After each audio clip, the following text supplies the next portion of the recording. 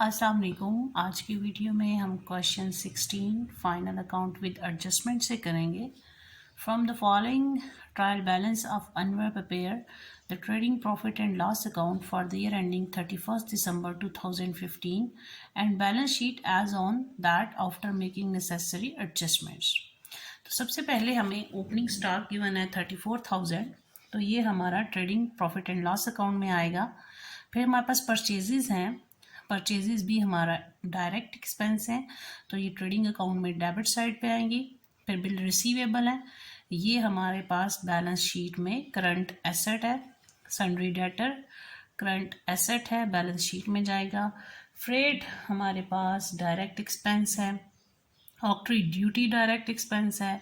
Salaries जो हैं ये एडमिन से रिलेटेड है, इनडायरेक्ट एक्सपेंस है। जर्नल एक्सपेंसेस इनडायरेक्ट एक्सपेंस है। डायरेक्ट जो डिस्काउंट्स हैं आपके पास, ये आपकी साइड पे गिवन है डेबिट साइड पे, तो ये डिस्काउंट अलाउड है, ये आपका इनडायरेक्ट एक्सपेंस है। फिर आपके पास रेंट एंड रेट है, ये भी इनडायरेक्ट एक्सपेंस है। कस्टम ड्यूटी ये डायरेक्ट है, क्योंकि जो टैक्सेस वगैरह पे करते हैं हम लोग अपनी चीज़ को लाने के लिए बाहर से, तो वो जो टैक्स पे किया वो कस्टम ड्यूटी है। कैश इन हैंड आपका एसेट है, बैलेंस शीट में जाएगा। फिर हमारे पास आ गया जी इनकम टैक्स, तो ये टैक्स से हमारा कैपिटल रिड्यूस हो जाएगा, तो ये कैपिटल में से माइनस बैलेंस शीट में जाके होगा। ड्राइंग्स हमारी बैलेंस शीट में जाके माइनस होंगी कैपिटल में से। प्लांट एंड मशीनरी आपका फिक्स्ड एसेट है, बैलेंस शीट में आएगा। अब ये ऊपर क्रेडिट साइड मेंशन है यहाँ पे, तो सेल्स है आपकी डायरेक्ट रेवेन्यू है, ट्रेडिंग अकाउंट में आएगा। कैपिटल आपका बैलेंस शीट में जाएगा। बिल पेएबल आपकी करंट लायबिलिटी है, बैलेंस शीट में जाएगी। सन्ड्री क्रेडिटर बैलेंस शीट में जाएगा, आपके करंट लायबिलिटी है। कमीशन क्रेडिट साइड पे, इट्स मीन कि आपने रिसीव किया, आपका रेवेन्यू है। अगर ये डेबिट साइड पे होती तो आपका एक्सपेंस होता, but it is at credit side, so this is our revenue. और ये प्रॉफिट एंड लॉस में क्रेडिट साइड पे लिखेंगे। डिस्काउंट ही क्रेडिट साइड पे है, ये भी आपका इनडायरेक्ट रेवेन्यू है, तो ये प्रॉफिट एंड लॉस में क्रेडिट साइड पे आएगा। इंटरेस्ट भी क्रेडिट साइड पे गिवन है, तो ये भी आपका रिसीव्ड है, इसको भी हम लोग जो है वो प्रॉफिट एंड लॉस में क्रेडिट साइड पे लिखेंगे। ये रेंट भी हमें क्रेडिट साइड पे गिवन है, तो हम लोग इसे भी क्रेडिट साइड पे लिखेंगे, क्योंकि यहाँ पे क्रेडिट साइड मेंशन है। तो क्रेडिट पे जितनी ये चीज़ें हैं, इट्स मीन कि हमें मिली हैं, हमने रिसीव की हैं, हमारा ये रेवेन्यू है। ये कमीशन, डिस्काउंट, इंटरेस्ट जो रेट हैं, ये सारे हमारे रेवेन्यू हैं। अब हम देखते हैं इसमें एडजस्टमेंट्स हमें कौन सी गिवन है। तो सबसे पहले क्लोजिंग स्टॉक है। क्लोजिंग स्टॉक आपका टू साइड पे इफेक्ट करता है, एक आपका ट्रेडिंग अकाउंट में इफेक्ट होगा, सेकेंड इफेक्ट आपका बैलेंस शीट में, करंट एसेट में। Depreciation of plant and machinery, आप प्लांट एंड मशीनरी का 10% लेंगे, प्रॉफिट एंड लॉस अकाउंट में डेबिट साइड पे लिखेंगे। फिर बैलेंस शीट में जाके प्लांट एंड मशीनरी में से माइनस करेंगे डेप्रिसिएशन की अमाउंट को, तो आपके पास उसकी बुक वैल्यू आ जाएगी। प्रीपेड सैलरीज हैं, तो सैलरीज में आपकी प्रीपेड जो हैं, जो आपने, इट्स मीन कि आपने जो एडवांस में पे की हैं उसमें से लेस हो जाएंगी। सेकंड आपका ये प्रीपेड एक्सपेंस बैलेंस शीट में करंट एसेट होता है। General manager is entitled a commission 10% before charging such commission. तो लास्ट क्वेश्चन में हमने बात की थी आफ्टर चार्जिंग। आफ्टर जब किया तो जो भी परसेंटेज वो देता है उसको हम लेके divided by 100 plus that particular percentage करते हैं। लेकिन जब वो कहता है बिफोर, तो फिर हम जो नेट प्रॉफिट निकालते हैं उसका 10% लेके, सिर्फ सिंपल 10% लेके लिखना होता है, और रिकैलकुलेट करके हमने नेट प्रॉफिट निकालना होता है। तो हम क्वेश्चन स्टार्ट करते हैं। हमें सबसे पहले जितने भी हमारे पास डायरेक्ट एक्सपेंसेस हैं और डायरेक्ट रेवेन्यू हैं वो हम लिख लेंगे, अपने फॉर्मेट ऑलरेडी बना लिया हुआ। तो सबसे पहले है जी ओपनिंग स्टॉक। ओपनिंग स्टॉक आपके पास उसकी अमाउंट कितनी है, 34,000। फिर आपके पास परचेजेस हैं, रिटर्न हमें गिवन नहीं है, परचेजेस की अमाउंट है 71,500। फिर जितने भी डायरेक्ट एक्सपेंस हैं वो सारे हम लिख लेंगे। फ्रेट है, फ्रेट से रिलेटेड हमें कोई भी एडजस्टमेंट गिवन नहीं है, डायरेक्ट अमाउंट उसकी लिखेंगे। ऑक्ट्री ड्यूटी है, उससे रिलेटेड भी कोई एडजस्टमेंट नहीं, उसकी भी अमाउंट लिख लेंगे। फिर हमारे पास कस्टम ड्यूटी है 2900, उसकी भी कोई एडजस्टमेंट नहीं है, वो लिख लेंगे। उसके अलावा कोई भी हमारा डायरेक्ट एक्सपेंस गिवन नहीं है। अब हम इसमें रेवेन्यू वाली साइड पे जाते हैं। उसमें हमारे पास सेल था और closing stock. Sales return given नहीं, इसलिए सेल्स की जो अमाउंट है 1,04,700 एज इट इज़ लिख दी। Then closing stock, closing stock की वैल्यू आपके पास कितनी है, 55,000। तो अगर हम देखें तो हमारी कौन सी साइड हैवी लगती है हमें, ये हमारी रेवेन्यू साइड ही हैवी लग रही है, क्योंकि ये तो 34,000 और 71,500 4,750, तो ये हमारा जो है वो 1 लाख समथिंग जो बनना है, तो ये ज़्यादा अमाउंट है। 55,000 प्लस 4,700 हम करें तो हमारे पास 1,59,700 टोटल आ जाएगा। इसमें से हम लोग 34,000 को लेस करेंगे, 71,500 को लेस करेंगे, 4,750 को, फिर 550 को, 2,900 को, तो हमारे पास 46,000 आ जाता है। ये आपका क्या है, ग्रॉस प्रॉफिट। और ब्रैकेट में क्या लिखेंगे, transfer to profit and loss account. Total वही हमारे पास 1,59,700। अब ये ग्रॉस प्रॉफिट हमारा ट्रांसफर होना है प्रॉफिट एंड लॉस अकाउंट में, तो ग्रॉस प्रॉफिट ब्रॉट डाउन 46,000। अब जो जितने भी इनडायरेक्ट एक्सपेंसेस हैं वो हम लिख लेंगे। इनडायरेक्ट एक्सपेंसेस में सैलरी है हमारे पास, सैलरीज से रिलेटेड हमारी एडजस्टमेंट थी। उसने कहा था कि प्री पेड सैलरीज हैं, तो जो एडवांस में पेमेंट्स होती हैं हम उसको लेस करते हैं, क्योंकि हमने करंट ईयर के सारे एक्सपेंस और रेवेन्यू को देखना होता है, तो इसलिए जो अगले साल के भी हमने पेमेंट कर दी हैं वो हम इसमें से माइनस कर देंगे प्री पेड सैलरीज। सैलरीज की अमाउंट है 13,050 और प्री पेड हमारे पास कितने हैं, 2,400। 2,400 इसमें से हम लोग लेस कर देंगे। जब 2,400 लेस किया तो 10,650। सैलरीज के बाद हम देखेंगे हमारी कौन से इनडायरेक्ट एक्सपेंस हैं, तो हमारे पास जर्नल एक्सपेंसेस हैं। जर्नल एक्सपेंसेस लिखेंगे। जर्नल एक्सपेंसेस की अमाउंट हमारे पास है 3,550। जर्नल एक्सपेंसेस लिखने के बाद हम देखते हैं नेक्स्ट हमारा कौन सा एक्सपेंस गिवन है, तो हमारे पास डिस्काउंट गिवन है डेबिट साइड पे। डिस्काउंट की अमाउंट है 2,470, वो लिख लिया। फिर हमारे पास और क्या गिवन है, रेंट एंड रेट, वो हम लिख लेंगे। रेंट एंड रेट्स, उसकी अमाउंट है 5,700। फिर हमारे पास और क्या आता है जी, प्लांट एंड मशीनरी की depreciation 10%, depreciation of plant and machinery, तो 58,380 अमाउंट है जो मशीन है उसका 10% लेंगे तो हमारे पास 5,838 आ जाएगा। अब हमने सारे जो एक्सपेंसेस हैं वो लिख लिए हैं। अब हम रेवेन्यू वाली साइड पे जाते हैं। तो रेवेन्यू में क्या क्या चीज़ें थी, क्रेडिट ऊपर मेंशन है, इट्स मीन ये चीज़ें हमने रिसीव की हैं, तो ये इनडायरेक्ट रेवेन्यू है। कमीशन की अमाउंट है हमारे पास 8,350। फिर डिस्काउंट डेबिट साइड पे भी था और क्रेडिट पे भी, क्रेडिट वाला हमने रिसीव किया वो भी लिख लिया।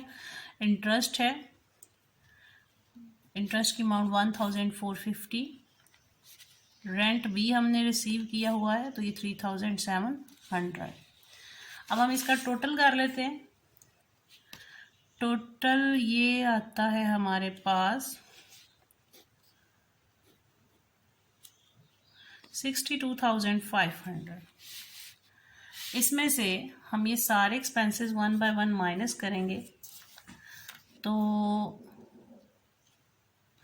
ये हमारे पास हमने जो कमीशन देनी है, कमीशन टू मैनेजर 10% की बात हुई है, 10% बिफोर चार्जिंग सच कमीशन। तो जो नेट प्रॉफिट की अमाउंट आती है उसे हम लिख देते हैं, लेकिन जब ये कमीशन वाला पॉइंट आ जाता है और ये बिफोर वाला पॉइंट है तो हमारे पास इसमें टोटल अमाउंट आ रही है 34,292। कहाँ से ये अमाउंट आई है कि टोटल में से ये वाले सारे एक्सपेंस माइनस किए हैं तो ये अमाउंट आई है। इसका हम सिंपल 10% लेंगे तो हमारे पास 3,429 आ जाएगा।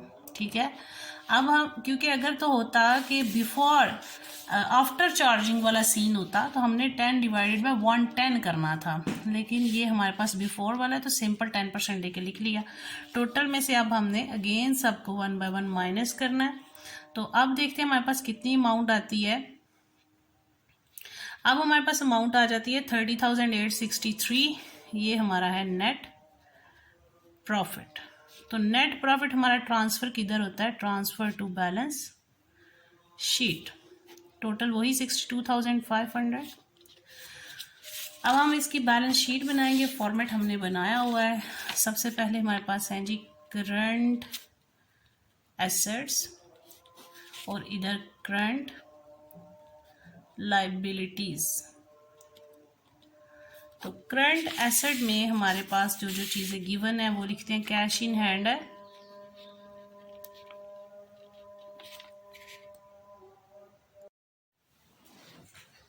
बैलेंस शीट से हमने लिख लिया cash in hand. Cash in hand की अमाउंट है 15,500, वो भी लिख ली। अब देखते हैं और क्या चीज़ें हमारे पास जो करंट एसेट्स में आती हैं। तो हमारे पास है जी सन्ड्री डेटर। इससे रिलेटेड हमें कोई एडजस्टमेंट गिवन नहीं है, इसलिए इसकी जो अमाउंट है वो हम एज इट इज़ लिखेंगे 18,000। फिर हमारे पास आता है bill receivable.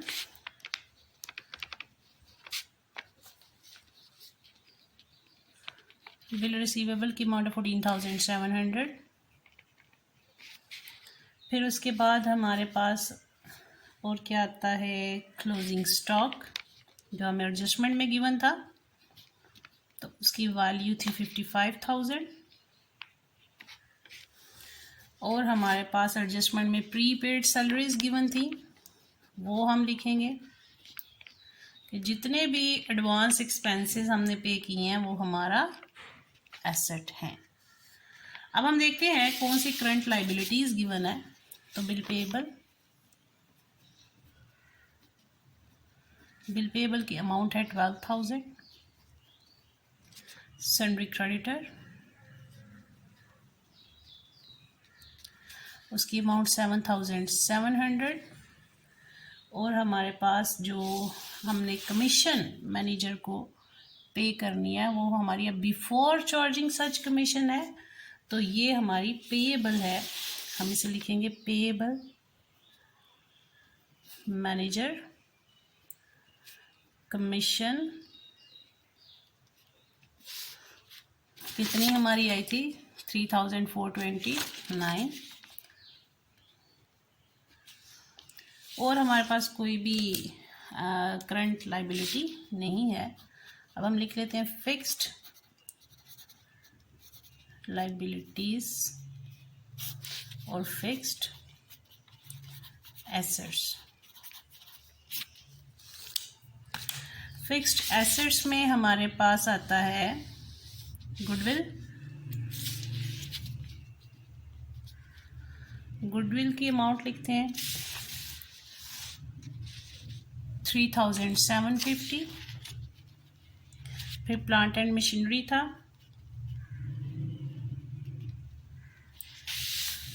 Plant and machinery की अमाउंट है 58,380।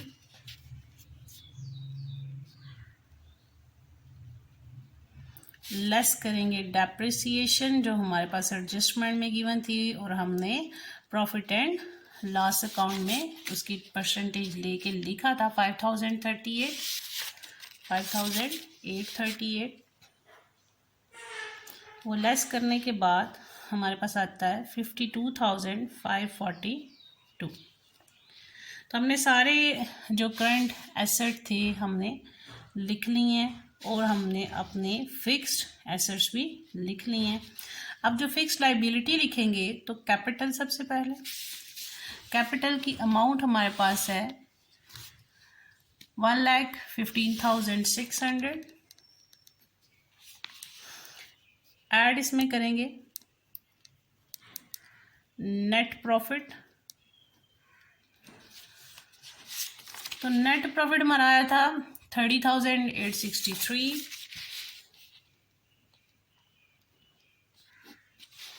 इसमें ऐड होने के बाद हो जाएगा 1,46,463 लेस हमें यहाँ पे इनकम टैक्स गिवन है और ड्राइंग्स, ये दोनों कैपिटल में से लेस होंगी। इनकम टैक्स 2,700 और लेस ड्राइंग्स 5,000। तो ये आता है हमारे पास 1,38,763। अब हम इसका टोटल कर लेते हैं।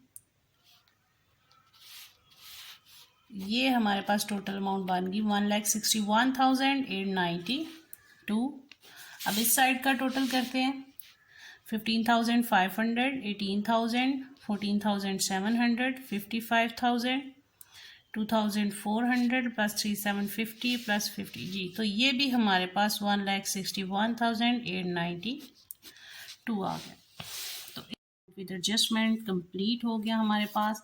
अगर आपको स्टिल इसमें कोई प्रॉब्लम है तो आप लोग पूछ सकते हो। एक इनकम टैक्स वाला न्यू पॉइंट आया था इसमें हमारे पास, वो आपको बताया कैपिटल में से माइनस होना है। और दूसरा आपका जो कमीशन का पॉइंट है वो बिफोर चार्जिंग कमीशन है। जब बिफोर की बात आती है तो जो परसेंटेज दी होती है, हम जब सारे एक्सपेंसेस को रेवेन्यू में से माइनस करते हैं तो जो प्रॉफिट आता है उसके ऊपर पहले हमने कमीशन चार्ज करनी होती है और फिर अगेन हमने प्रॉफिट को कैलकुलेट करना होता है। तो जब बिफोर की बात आती है तो हम सिंपल उसकी जो परसेंटेज गिवन है वो ले लेंगे। जब आफ्टर की बात आती है तो जो परसेंटेज दी है उसको divided by 100 plus that particular percentage, तो फिर हमारे पास जो अमाउंट आएगी वो हमने आउटर कॉलम में लिखनी है और फिर टोटल करके नेट प्रॉफिट फाइंड आउट करना। बैलेंस शीट में हमने उसे अपने पास लिखा है कि मैनेजर कमीशन पेएबल। तो स्टिल आपको किसी पॉइंट में कोई कन्फ्यूजन है तो आप लोग पूछ सकते हैं। थैंक यू, अल्लाह हाफिज़। और इसका रिमेनिंग सारा जो लिंक है क्वेश्चंस का वो भी आपको डिस्क्रिप्शन बॉक्स में मिल जाएगा।